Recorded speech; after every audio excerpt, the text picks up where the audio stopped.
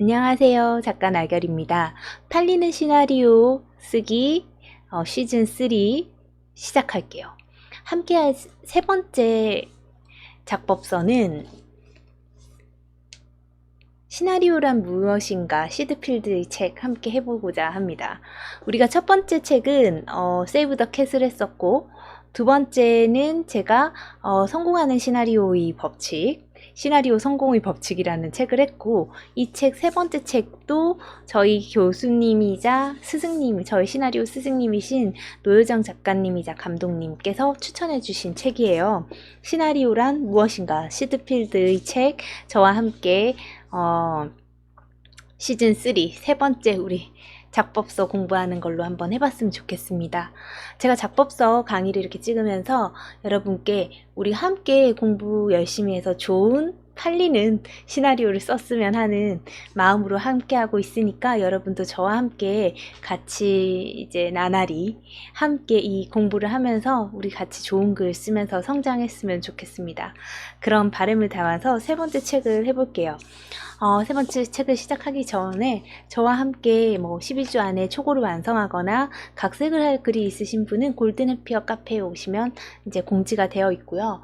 그리고 시나리오 어떻게 쓸 것인가, 로버트 맥기에 대한 책 하루 만에 끝내기 프로그램도 이제 게시할 예정이니까 골든 해피어에 오셔가지고 신청하시면 될 것 같아요. 저는 이제 공부라는 것을 할수록 시나리오를 잘 쓰는 길에 빨리 도달하지 않을까라는 생각을 갖고 있고, 저 자체도 처음에는 작법서 없이 글을 썼지만 작법서를 공부하면서부터는 정말로 많은 발전이 있었거든요. 그래서 여러분과 함께 조금씩 좀 우리가 감각이 아니라 적용할 수 있는 공부 했으면 좋겠습니다. 네, 책 내용으로 들어가 볼게요. 첫 번째 챕터는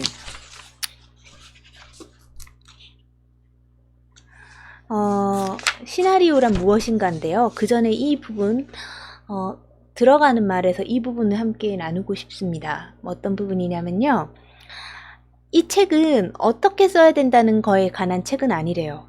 누구에게도 어떻게 시나리오를 쓰는지를 가르쳐 줄 수는 없대요.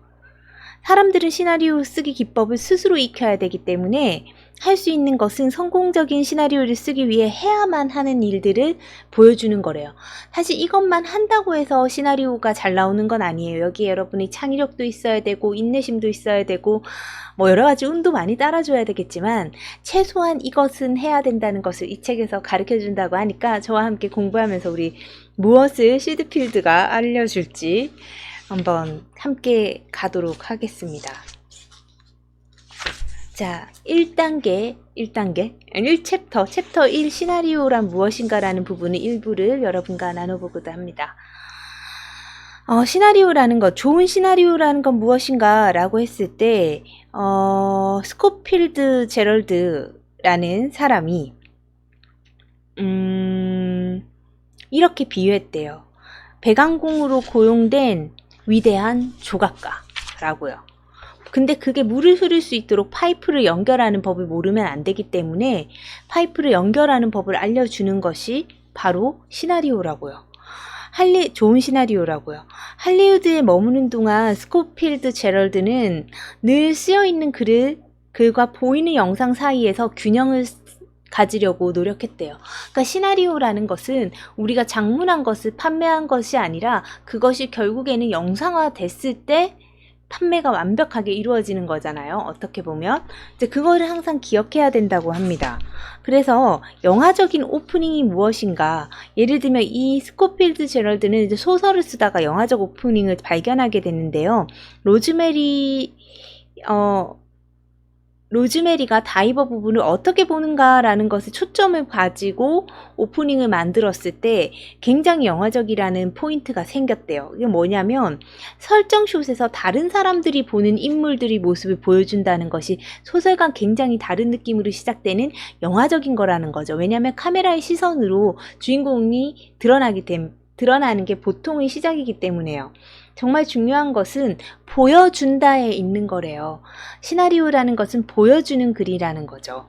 시나리오를 쓰기 명확한 기법이며, 시나리오 쓰기라는 것은 이렇게 생각한대요. 명확한 기법이고 또한 명확한 예술이기도 하대요.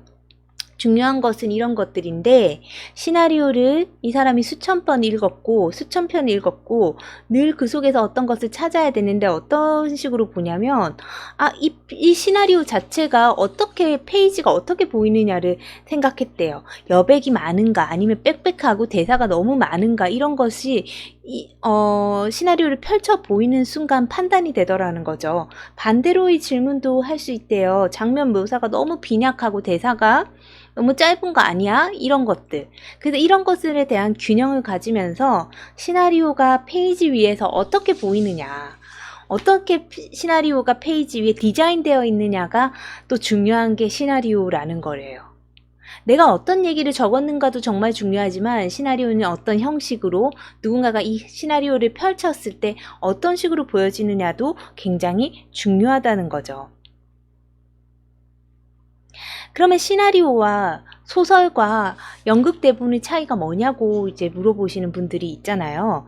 시나리오와 소설의 차이점은 이렇게 다르대요. 소설은 근본적으로 누구냐면 주인공의 머릿속에 일어나는 의식적 흐름, 어떤 행위를 하거나 상황을 맞이했을 때 주인공이 어떻게 의식적으로 그 머릿속에 어떤 의식이 흘러가는가, 주인공 인물 시점을 통해서 그녀 또는 그의 관점을 통해서 흘러가는 이야기의 흐름을 보는 게 소설이래요. 그래서 우리는 인물의 느낌, 생각, 꿈, 말, 행동, 기억, 야망, 의견 같은 것들을 서스름없이 이렇게 적을 수 있고 그것과 내밀하게 연결이 되는 것이 소설이라는 거예요. 그죠? 그래서 소설은 보면 내면적인 생각이나 꿈, 느낌 이런 걸로 한 챕터를 쓰기도 하잖아요. 그죠? 어쨌든 그런 다른 인물이 등장해서 그 행동이 내러티브 속에 들어오면 이야기들은 또 다른 인물의 관점을 포함해서 흘러가게 되거든요. 근데 어쨌든 주인공에게로 돌아가고, 소설에 있어서 이야기란 주인공에 대한 거고, 소설에서 행동은 인물의 머릿속, 그러니까 극적 상황에 대한 심상들이 적히는 것들도 허용되는 게 소설의 범위래요. 연극은 다르대요. 연극은 행동 또는 이야기의 흐름이 무대에서 벌어지는 거예요. 그럼 관객은 네 번째 시선이라고 해서 이 앞에서 보게 되죠. 그죠? 그러면 그 네 번째 벽이 돼서 인물의 삶, 생각, 말 등을 엿보는 거예요. 마치 이렇게 정해진 방이 있으면 우리는 그 방의 어떤 한 부분에서 걔들을 엿보는 느낌으로 그걸 보게 되는 게 연극이래요. 그래서 그들은 자신의 희망과 꿈, 과거와 미래에 대한 이야기를 얘기해요. 혹은 욕구, 욕망, 그리고 제가 무슨 생각을 했는지를 막 얘기하는데 논쟁해요. 그래서 만담처럼 막 이야기를 주고받는 게 많잖아요. 그 연극 같은 경우에는. 근데 연극에서의 행동은 극적 행동의 언어라고 하거든요. 그런 것으로 이루어져서 느낌, 행동, 정서를 묘사할 수 있다는 거예요. 정서를 다 말로 표현하기도 하고 노래를 부르기도 하고 그렇게 하잖아요. 그러면 시나리오는 어떤가? 시나리오는 좀 다른 특징을 가지게 돼요. 영화란 기본적인 이야기, 흐름을 극적으로 만드는 뭐냐면 시각 매체라는 데 포인트가 있어요. 우리가 보는 것은 째깍째깍하는 시계와 열린 창문, 발코니에 기대서 담배를 피우는 사람이지 그 사람이 담배를 피우면서 무슨 생각을 하고 어떤 망상을 하고 이런 것들이 아니라는 거예요. 우리가 듣는 것은 전화벨 소리, 아기 울음소리, 개 짖는 소리, 그죠? 그런 것들은 실제로 들리는 소리라는 거예요. 영화는 이 시나리오라는 것은 누군가의 판타지적인 세계를 그리는 것, 머릿속의 잡념을 그리는 게 아니라 보이는 것, 영화로 찍을 수 있는 것들을 쓴다는 거예요. 시나리오의 본질은 영상을 다룬다는 데 있는 거거든요. 그래서 대사와 묘사로 이루어져 있고 극적 구조로 짜여 있는 영상으로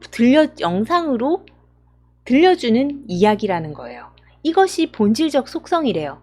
뭐라고요? 영상으로 찍을 수 있는 것들이라는 거죠. 그래서 시나리오란 그럼 영상으로 찍어야 되는 거잖아요. 그래서 모든 이야기에 공통적으로 들어있는 것은 무엇인가 라고 질문을 해본다면 반드시 순서대로일지 는 아니지만 기승전결, 시작, 중간, 결말이 있다는 거고, 시나리오들은 모든 개별적인 요소 또는 조각으로 이루어져 있어요. 컷이 모여서 씬이 되고, 전체가 시퀀스가 되고, 시퀀스가 모여서 전체 이야기가 되잖아요. 그런 흐름이 있기 때문에 시나리오를 창조하려면 기본적인 형식을 지켜야 된다는 거예요. 구조적인 원칙, 이것을 이해하려면 이 말 자체를 이해해야 되는데, 스트럭처라는 것은 세우다 혹은 어떤 것들을 조합한다는 뜻도 있지만 부분과 전체 사이의 관계라는 것도 있다는 거예요. 그래서 구조를 짜는 것도 중요하지만 이 관계들이 구조적으로 얼마나 유기적으로 연결되어 있는가도 시나리오에서 굉장히 중요하다는 거죠. 여러분, 이런 예를 들어요. 체스 게임을 한다는 거 안에 들어있는 요소들은 뭐가 있나요? 일단 말이 있어요. 뭐 킹, 비숍, 폰, 나이트 같은 말이 있어야 되고, 게임하는 사람이 있어야 되겠죠. 두 사람이 있어야 되겠죠. 뭐 컴퓨터가 있거나 한 사람과 컴퓨터거나 어쨌든 상대하는 사람이 있어야 돼요. 그리고 체스판이 있어야 돼요. 체스판이 없으면 체스가 안 되잖아요. 그리고 네 번째는 규칙이 있어야 돼요. 그래서 이 전체가 통합되었을 때 체스 게임이라는 게 존재한다는 거죠. 전체와 부분 사이 관계가 게임을 결정하는 거예요. 그래서 이야기도 그대로 적용이 된대요. 시나리오에서 이야기를 만드는 요소는 인물, 갈등, 씬, 시퀀스, 대사, 여러 가지 액트들, 에피소드들, 이벤트, 음악, 로케이션 이런 것들이 다 결합됐을 때 가능한 이야기가 시나리오라는 것이 시나리오의 이야기가 완성된다고 합니다. 좋은 구조는 얼음 조각과 물 사이의 관계예요. 얼음 조각 같은 경우는 결정체이고 물은 분자 구조인데 얼음이 녹아서 물이 되면 물에서 얼음 분자를 분리할 수가 없죠. 유기적으로 연결이 되어 있어요. 그래서 구조라는 것은 이런 것과 같다는 거예요. 이야기를 고정하는 접착제 같은 느낌이고 토대이자 기초, 척추 뭐 이런 걸로 볼 수 있는 이야기 뼈대라는 거죠. 이러한 부분과 전체 사이의 관계가 시나리오를 하나로 통합한대요. 그래서 이런 것들을 뭐라고 하냐면 극적 구조의 패러다임이라고 해요. 패러다임 모형 또는 개념적 계획이에요. 자, 그래서 우리가 앞으로 이 책을 통해서 공부할 패러다임은 이런 거예요. 잠깐만요. 시작, 중간, 결말이 있고 액트 1, 액트 2, 액트 3가 있고 설정, 갈등 즉 대립, 그 다음 해결, 구성점 이렇게 되는 거예요. 이게 바로 시나리오의 패러다임이고 이 패러다임이 어떻게 나눌지는 우리가 이제부터 이 책을 공부하면서 함께 알아보도록 하겠습니다.